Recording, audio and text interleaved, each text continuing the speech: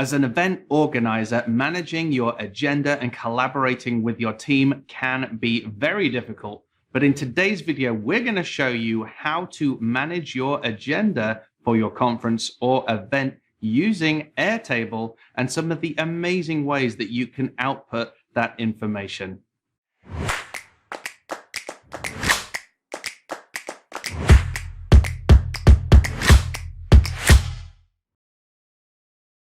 So in this video, I'm going to be showing you how we managed our agenda and how we were able to output that information to ensure that the event we organized went off without a hitch. Now, the event background is this. This is the Agency Transformation Live event that we did in 2019. It was that successful that we've already been selling tickets for 2020, and we're using Airtable to manage all of those tickets and everything that's going to be happening for next year. I'll be releasing videos over the next few weeks and months to show you how we're doing that so that you can copy what we are doing. But let's show you how we were able to manage both our run sheet and our programs, and I'll ensure that we do a clone of these areas so that you can copy the base and have a go at doing this sort of thing for yourself. So first of all, let's look at the data that we have in here. And you can see that we have a grid view which shows all of the data. You can then see we have day 1 and day 2 run sheets. So the run sheets were essentially the information that we needed as the organizers, our tech team needed, etc. And then we also have the day 1 and day 2 program. That's the information that needs to be available to the attendee, and that's the information that we'll be putting out to say the brochure, etc. And finally, we also have the calendar view here that's available for us to provide a subscription link that we can pop on a calendar so people could see it on their apps, on their phones, as well as using it with our software for triggers for any Zapier integrations that we wanted to do. Now, if we were to just go ahead and look at the full grid view, and I'll just remove these blocks for a second, you can see here tons of information, and we're going down to pretty much the minutes here. We've got 15-minute slots here, and we have registration, and we've got all sorts of information that we need to see in the back end that helps us manage what we're doing. And we even went down to the granular level of naming every single slide, so we knew exactly what slide would need to be on the screen as we went, when we would need to switch over to laptops, etc.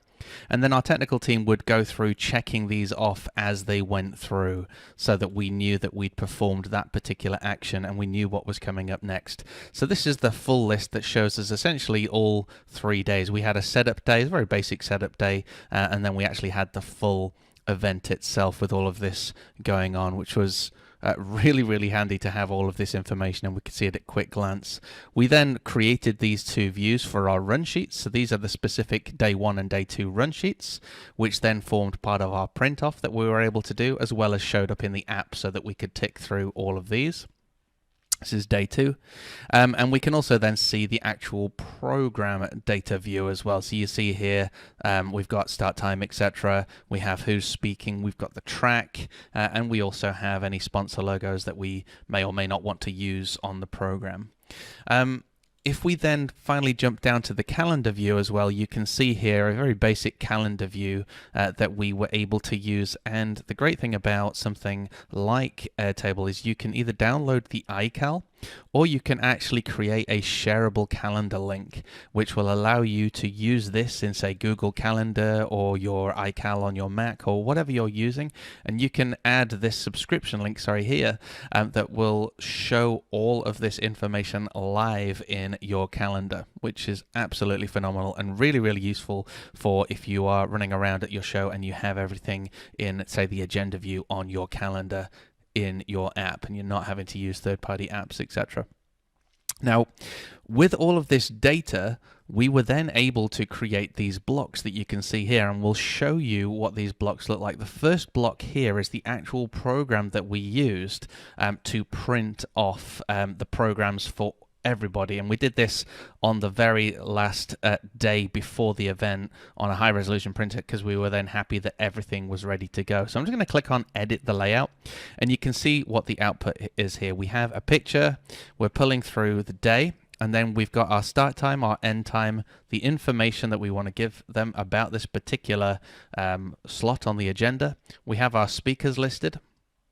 And then we also have the tracks that these were about. It's a very simple overview, but it just allows people to understand the overall conference agenda. And if we go into the next record, you can see again how that has played out for day 2. Now on the flip side, we also had then the run sheet. So if we pop this out here, you can see this is the full run sheet. This is the paper version of that run sheet view that we showed you earlier.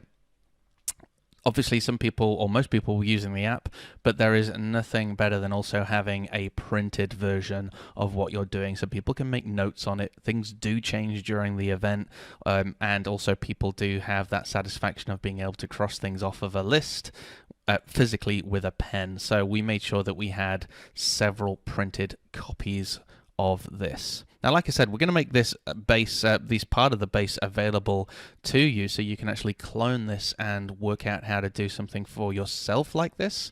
But let's just take a look at how this program 1 was made.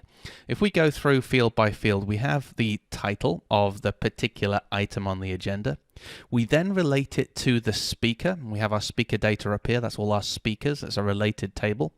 Within that speaker data, we also are able to store all of their PowerPoints and everything else, which is great. We then have the track. That's a drop-down menu of all of these different tracks that we have within this particular conference. We've then got the start date and start time. That's just a date picker, etc. Also, if we scroll along here, we have the sponsor logos. We could use those in particular outputs. But then we've also done here a very basic formula. This is something you can do in similar to an Excel formula, where we've essentially calculated the time difference between the data, the start time and end time, which gives us a duration as well, so that we can understand how long the duration is if we're using that on, say, the run sheet. And then we also have this checkbox here for allowing us to complete elements. If I was to just click on, say, this speaker, if I click on that, you can see here a list of all of the team members, etc., that I could add as speakers to a particular item. So it's being kept very simple. And if we need to change the time, we just simply click on this and we can then select the alternative time. It's very quick, very easy for us to manage, and then we can simply just switch the view to day 2. Now, if I was to edit anything on here, this is part of the program, so say I was to change the speaker for here, that would still also show up for the run sheet because it's all the same data. All we're doing is filtering these different views so that we can see the different information that's available. So let's go to day 1's program, and if we have a look at here, we're just using a simple filter of saying when it's day 1 and the type of item here is program. And then we can see absolutely everything. We're sorting it by the start time as well, which is helpful. So in short, we just have a simple sheet with some related data. So that's the related speaker data. We then relate that to the relevant day, which is up here. And we're then able to create these great tools as well as export a calendar view. We get this agenda view, which we can print. We get this view here for our tech team as a run sheet, as a paper run sheet. We also get the digital version of the run sheet as well that they can use. Let's have a look here, for example, at an actual output. So this would be something that could appear as a list on their computer that they can work through. It can appear in their app, but we also get as well the calendar view, and we can create a calendar view of either the program and or of the run sheet as well. Here it is, which we could also then share out as a shareable subscription link, which would also appear in the calendar of their apps. So many different ways that you can manage the data and access the data. Most importantly, it means that you can control the information as the event organizer, but you can provide all of this information in multiple ways to your team to ensure that your event goes off without a hitch. And also, you can use this to provide the information to your attendees. If you have any questions, please hit me up in the comments. If you're on YouTube, don't forget to like and subscribe.